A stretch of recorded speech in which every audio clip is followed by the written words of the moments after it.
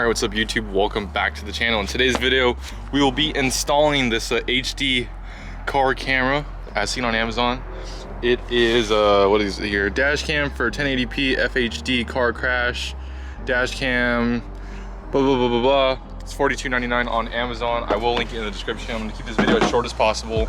So you need a camera, you need a micro SD. Here I have a 32 gigabyte camera, SD card.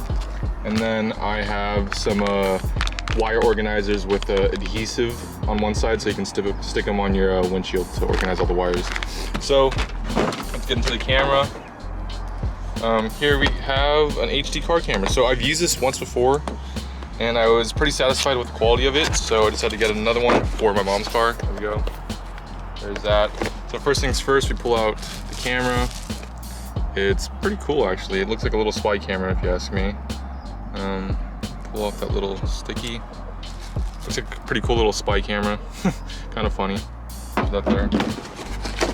And we have, is it a mini USB to USB?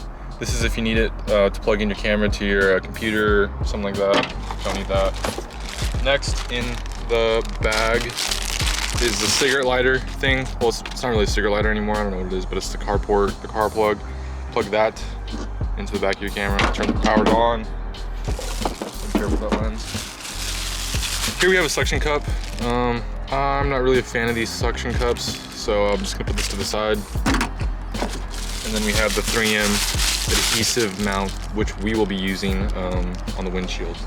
I like these a lot more because to me, this 3M adhesive is just a lot stronger than that suction.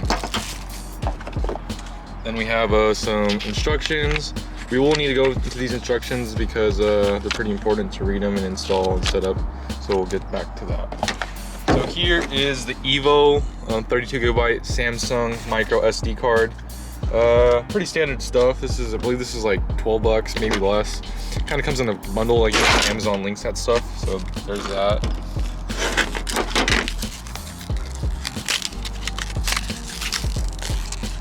So micro SD and then the micro SD card reader. So you want to keep this bigger SD body thing because without it you won't be able to plug your micro SD into your computer. So that's how it works. This is going to go into the camera right here. Where is it? Right there. So there's your slot in the camera. You should hear it click. Be gentle. There's that click. So now the SD card is in the camera. We're going to need to format it once we turn the camera on. And so then here are some 3M adhesive mounts, or not 3M, they're kind of just knockoff ones, but these will do the job. And so you need these to kind of stick them up on the windshield and down the A-pillar, down the glove box. Yeah, and so then here, I didn't buy these, but I've had these. These are just zip ties to keep things organized. So that's everything that you're gonna need. I'll try to keep this video short and let's go to the car. All right, so here we're in my mom's car. You can tell it's my mom's car because it has her glasses and her things, and it's a mom's car. Anyways, so first thing you need to do is turn on the car. We want the car to be on so it can power the camera. I'm gonna mute the radio so you guys can hear me. So now the radio is muted.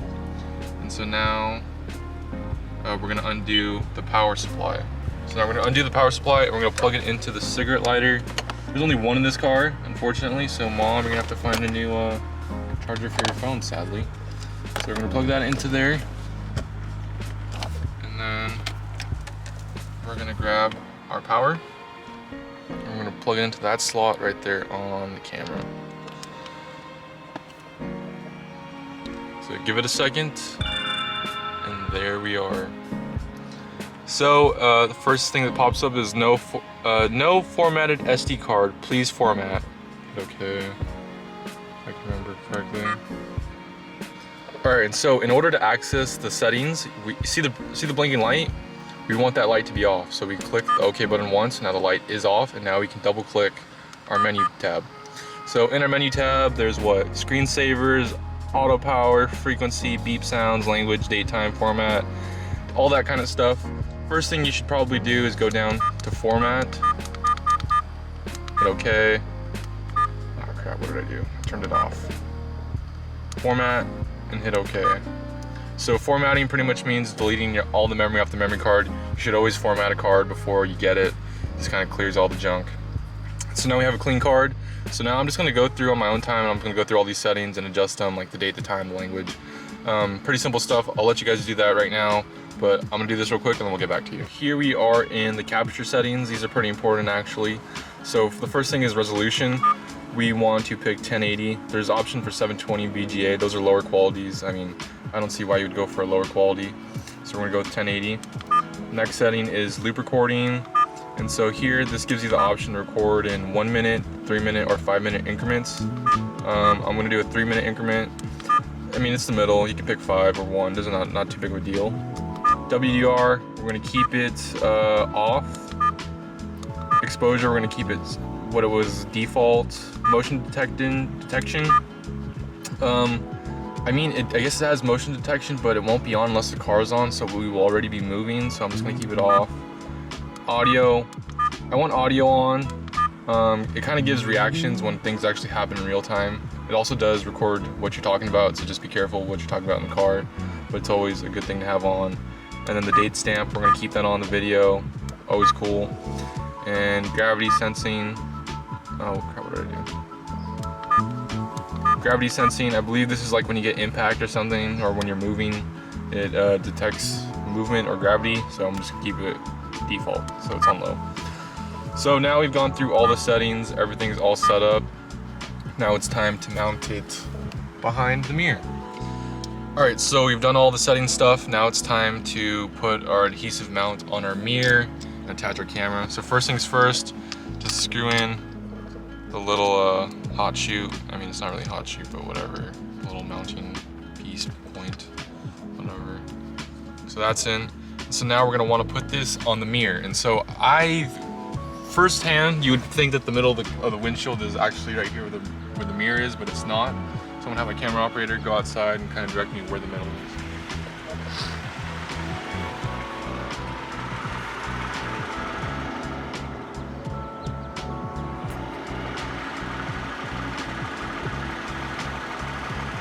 All right, so my camera went on out, and she said that the middle of the mirror is actually behind the rear view mirror.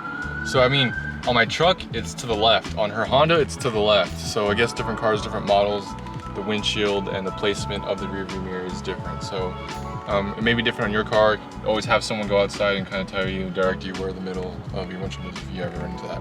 So because the middle of the windshield is behind the mirror, so it's pretty simple.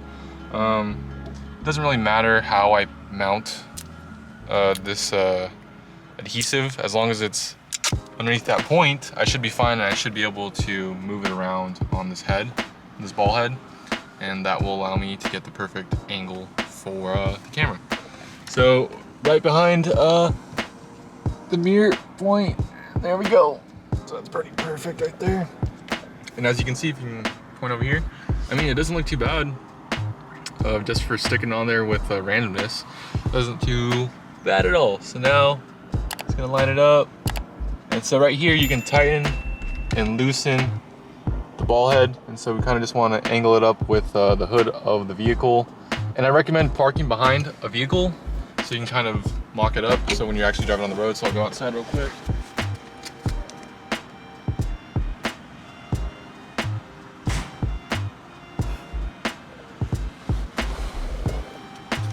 And you can see, by just thinking like, oh, my truck is where I would be behind a car in actual traffic, that's a good indicator of where the camera should be pointed.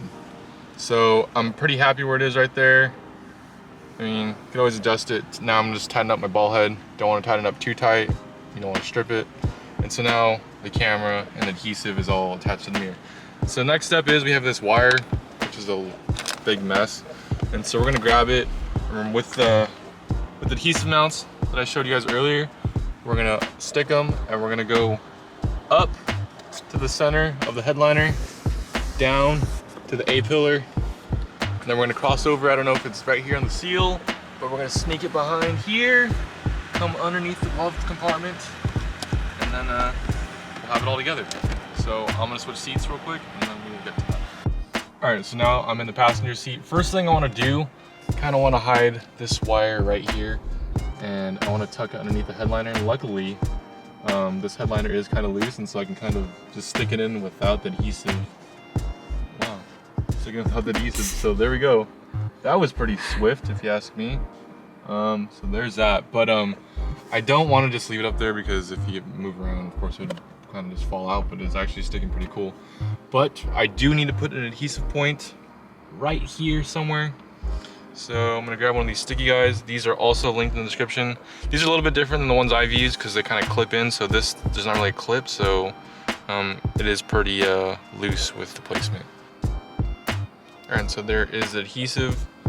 We want to wrap it around one of these wires, and then we want tension, but we don't want it to be too tight and we don't want it to be too loose. So as long as it's okay, as long as it's kind of organized right there. And I want to keep it as close as I can to the headliner. And so there we are. So there's the first one. Normally I'd put maybe like 2 or 3 along the headliner right here, but since the headliner is allowing us to tuck that wire in a little bit more than usual, I'm not going to do it. I can always place one of these down the road in the future if I need to. So now, this is always the tricky part for me. Do I tuck it down the A-pillar all the way over here and then bring it down the dash? Or do I just go ahead and go across the A-pillar here and come down the A-pillar? Right now I really don't know, so I'm gonna play with it and then I'll get back to you guys on how I decide to do that. So the headliner is allowing me to tuck the wire in a little bit further. So I just have a flathead screwdriver and I'm coming around here very gently because I don't wanna damage the wire. And I'm just tucking it in. So I mean, if your car is cool like this, that would be pretty awesome to be able to hide the wire. So I'm gonna go down all the way, I'm gonna go the A-pillar all the way down. There we are. Oh, seeing it popped out. So you gotta be careful. So you just gotta get the right tension on the wire so it doesn't pull out of the liner. All right. That looks like about as far as I'm gonna go. So now I'm gonna grab the wire. I'm gonna attach it right here. And then I'm gonna come out the car and I'm gonna go down this little section right here, and I should be able to put it in. Then I'll go down the glove box and then back to my cigarette port. So yeah, let me get that done and then I'll show you guys. All right, so I'm gonna install this clip right now on the A-pillar. And just wanna show you guys that this clip has an opening on one end. So you see the opening right there? So I don't wanna put the opening in an area where the wire could slip out.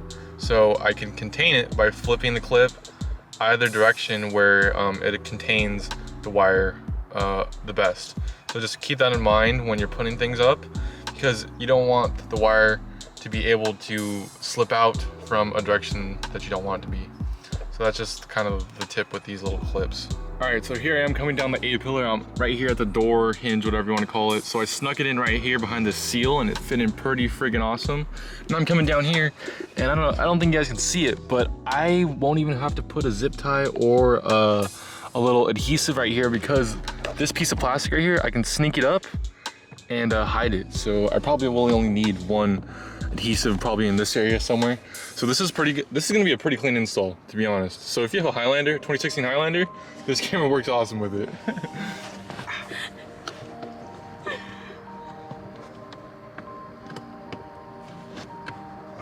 Just around this little thingy. Okay, yep. Yep. You got it? Yep, I got it. All right, a little bit of elbow grease, but now we are fully in. Bam. Wow. This would have cost like $100 to install like an audio plates or something. All right, so there we are. So I got just this little bit of slack around the whole entire vehicle. So if you have a big Highlander like this, all the room is like the perfect amount of wire for this model. So I have two options. I can put a little adhesive mount right here, make it look kind of ugly, or I can try to tuck the rest of it underneath the glove box, which I'm gonna do, because of course, why would I want to see the ugly wire? So I'm gonna do that, and then we'll take it for a test drive, watch the footage, and yeah.